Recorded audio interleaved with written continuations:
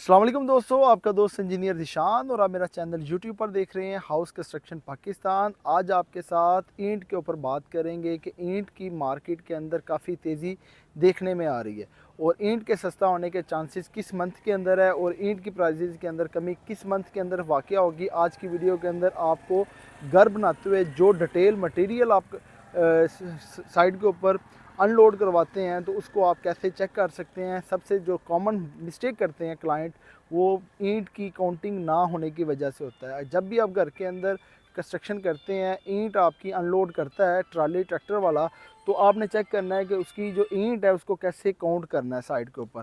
तो अगर आप ईंट को काउंट नहीं करते तो जिसकी वजह से आपकी ईंट के ऊपर जो क्वांटिटी होती है वो कम उतार जाते हैं और बाहर से तो आपको लगता है ईंट पूरी है, अंदर से वो स्कैम कर जाते हैं। अंदर से वो छोटे छोटे इसके अंदर पार्टिकल छोड़ देते हैं, सुराख छोड़ देते हैं, जिसकी वजह से अंदर से ईंट आपकी 5,000 उतारी है तो वो 4,000 होती है और 1,000 का चूना लग जाता है। बाहर से तो हम उसको काउंट कर लेते हैं, अंदर से जो सेक्शन होता है खुला खुला, तो वो चेक करना है कि वो आपका नहीं हो, तो बिल्कुल जुड़ी हो आपस में, जैसे ये ईंट जुड़ी हुई हो वैसे है। तो आज के दौर के अंदर जो ईंट आप घर के अंदर मंगवाते हैं तो ईंट को कैसे चेक कर सकते हैं। ये हमारे पास अव्वल ईंट है, तो सबसे पहला जो टेस्ट होता है ईंट का, सबसे पहले इसको अपने आपस में टकराना है। तो टकराने से इसकी सुरीली आवाज़ आनी चाहिए, जैसे कि इसकी आवाज़ चेक कर सकते हैं। सुरीली 1 मीटर की हाइट से नीचे गिराएं तो ये टूटे ना। तीसरा, सबसे पहले इसके पास जो हमारे पास इसकी लेंथ है वो 9 इंची है, लंबाई के अंदर बिल्कुल 9 इंची। 2 सूत्र या 5 mm 7 mm कहते छोटी होती है, वो नहीं होनी चाहिए। 4.5 इंची बिल्कुल चौड़ाई के अंदर लेबॉर्ट्री टेस्ट होती है और उसी साथ के इसकी जो मोटाई होती है वो बिल्कुल 3 इंच होती है। और बाद औक़ात जब आप घर की कंस्ट्रक्शन करते हैं तो ईंट के अंदर जो छोटी, अगर 8.5 इंच की ईंट आ जाए और 4.5 इंच की बजाय 4 इंच की ईंट आ जाए, 3 इंच मोटाई के बजाय 3.25 इंच की आ जाए, तो समझिए कि आपकी नंबर ऑफ़ ईंट ब्रिक बढ़ जाती है, जिसकी वजह से आपको लॉसेज होना शुरू हो जाते हैं। सबसे पहले जब भी घर की कंस्ट्रक्शन करनी है तो आपने जो ईंट की क्वालिटी और ईंट की जो साइज़ है वो आपने कन्फर्म चेक कर लेना है।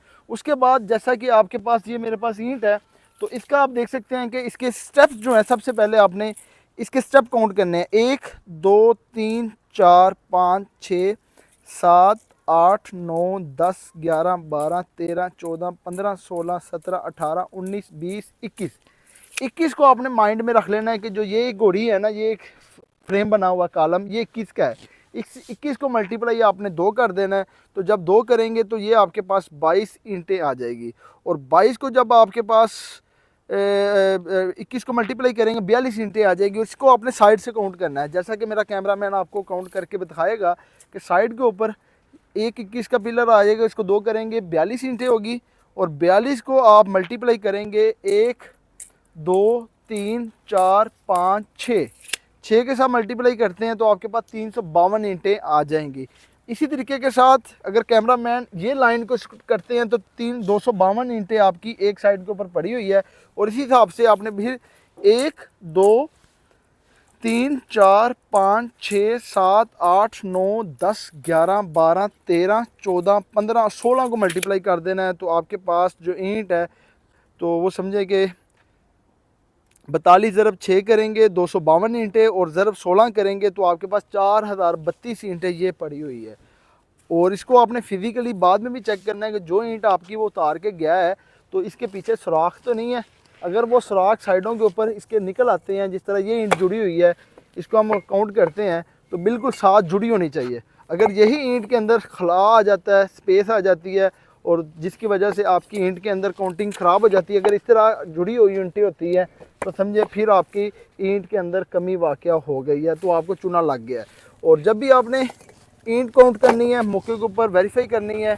और जैसा कि ये मेरी साइड का चौकीदार है G4 बैरी ऑर्चर के अंदर, ये मेरी कंसल्टेंसीज के अंदर एक नाल की साइट चल रही है, तो इसको भी फार्मूले का पता है। मौके के ऊपर ये अपने तरीक़ेकार के साथ जितना भी मटेरियल आता है, इसकी जितनी भी काउंटिंग होती है, ट्राली बिल्कुल खाली देखता है कि मौके के ऊपर ट्राली के अंदर ईंटें वापस तो नहीं लेके जा रहे हैं। तो इस तरीके के साथ ये वो चीज़ें हैं जो आपने अपने चौकीदार और जो साइट इंजीनियर को अपने मौके के ऊपर एग्जीक्यूशन के अंदर बतानी है। तो अब उधर इसके अंदर सबसे पहले जो आपने घर शुरू से लेके एंड तक किया है, तो इसके बारे में बताएं कि मटेरियल के अंदर अगर कमी 2 नंबरी करते हैं ट्राली ट्रैक्टर वाले, तो वो कैसे करते हैं और ईंट को कैसे मौके पे चेक ऐसे करते ही हैं। करते हैं वो खलाल ईंट जो अंदर से जो जगह होती है छोड़ देते हैं, ठीक है, तो जुड़ी हो तो फिर नहीं होगी। फिर नहीं होती हाँ है। जी।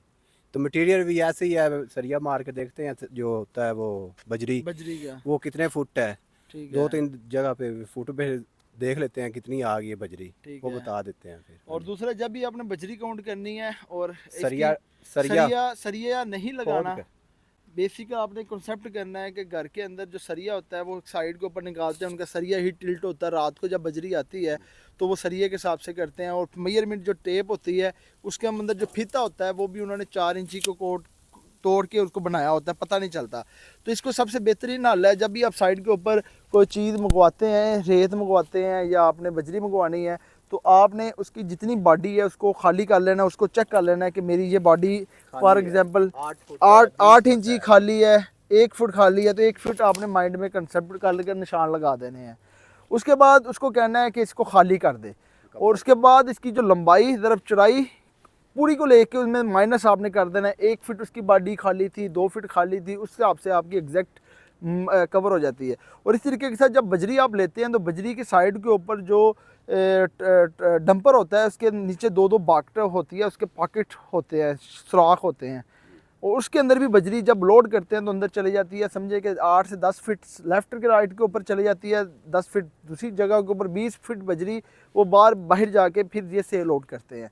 ये वो चीज़ें हैं कि कॉमन वो अपने अपने चौकीदार को अपने साइड के ऊपर जब भी अपने घर की कंस्ट्रक्शन करनी है तो ये चीज़ें आपने लाजमी बतानी है। सबसे पहला जो स्कैम है वो ईंट के अंदर होता है, दूसरा आपका सरिये के अंदर होता है, तीसरा आपका जो बजरी और रेत के अंदर होता है। इस तरीके के साथ आज की जो स्कैम्स है वो आपको बता दी है। उसके जो प्राइसेस है, जो ये एक ईंट है इसकी जो प्राइस है, जो ये अव्वल क्लास की ईंट है, ये हमें 25 से 26 हज़ार की 1000 ईंट मिल रही है। और ये इसकी तकरीबन आज के महीने पहले ये 26 की थी, और आज की जो हमने ये काउंट करवाई है 5000 ईंट ली है, तो ये हमें 28 रुपये की एक ईंट मिली है। मार्केट के अंदर जो इसकी प्राइसेस है वो तकरीबन आज से तकरीबन कोई 2 महीने बाद ये जो ईंट है, तो ये जो मार्च और अप्रैल में इसकी जो प्राइसेस है उसमें कमी वाक़या होगी। आज से तकरीबन दिसंबर चल रहा है, दिसंबर से लेके जनवरी, फरवरी और मार्च के मिड तक जो ईंट है ये आपको 25 से लेके 28 रुपये तक मिलेगी, और मार्च के बाद यही ईंट आपको 17 रुपये से लेके 20 रुपये तक वापस आ जाएगी। अगर जो हजरात घर बनाना चाह रहे हैं तो उनसे यही मशवरा दूंगा कि अपने घर की कंस्ट्रक्शन को 2 महीने के लिए अगर आप रोकते हैं तो ईंट की मद के अंदर ही अगर एक नाल घर की कंस्ट्रक्शन करते हैं तो समझें कि आपका ईंट के अंदर ही आपका 7 से 8 लाख रुपये बचत हो जाएगी। और इस तरीके के साथ जो भी मटेरियल को आप मेजरमेंट करते हैं, काउंट करते हैं, इस तरीके के स्कैम से बचते हैं। तो ये छोटी छोटी चीज़ें आपकी साइट के ऊपर काफ़ी पैसे बचा के आपके बजट को कम बजट के अंदर रह के अपनी घर की कंस्ट्रक्शन कर सकते हैं। जो हजरात ये स्कैम से बच जाते हैं तो उनकी कॉस्ट भी कम आती है। जो हजरात स्कैम से या ईंट के फ्रॉड से, यानी कि साइज़ के अंदर भी अगर मेजरमेंट के अंदर 8 इंची के बजाय 8.5 इंची की हो, 4.5 इंच के 4 इंच की हो, तो उसके बाद 3 इंच के बजाय 3.25 इंच हो, तो आपका सीमेंट भी ज़्यादा लगेगा, आपकी ईंट भी ज़्यादा लगेगी। जो एग्जैक्ट एस्टिमेट होता है कि आपकी एक कनाल घर के अंदर 1,20,000 से 30,000 ईंट लगनी है, वहाँ पे आपकी 1,40,000 से 50,000 लग जाती है। जो 20,000 एक्स्ट्रा ईंट लगती है 3 से 4 लाख रुपए की वैल्यू के अंदर, वही आपके घर के अंदर लॉसेस हो जाती है। ये वो लॉसेस है जिसको आप मौके के ऊपर इंश्योर करके घर के बजट को कम पैसों के अंदर प्लान कर सकते हैं। और इस तरीके के साथ ये हमारा जो घर है ये G4 के अंदर है और ये मेरी कंसल्टेंसीज़ के अंदर चल रहा है। तो ये आपको घर बनाने के वीडियो इस वजह से बता रहा हूँ कि आपको घर की कंस्ट्रक्शन के मतलब करते हुए एक तो आपने मेजरमेंट मुकम्मल करनी है, दूसरा इस पूरे घर के अंदर हमने जो रेत है वो हमने चिनाब की यूज़ की है, चिनाइयों के अंदर भी, प्लस्तर के अंदर भी और लेंटर के अंदर भी। जैसा कि देख सकते हैं कि जितनी भी रेत है डंपिंग करवा के और फर्शों के अंदर और बुनियादों के अंदर हमने पत्थर जो सैंड सब बेस का वो हमने ऐड किया है, और जो सीमेंट है मैपल लीफ का है। और नेक्स्ट वीडियो के अंदर डिटेल वीडियो आपको घर की कंस्ट्रक्शन की क्वालिटी करते हुए किन किन बातों का ख्याल रखना चाहिए इस तरीके के साथ आपको शेयर करेंगे। नेक्स्ट वीडियो तक इजाज़त, चलते हैं, अल्लाह हाफिज़।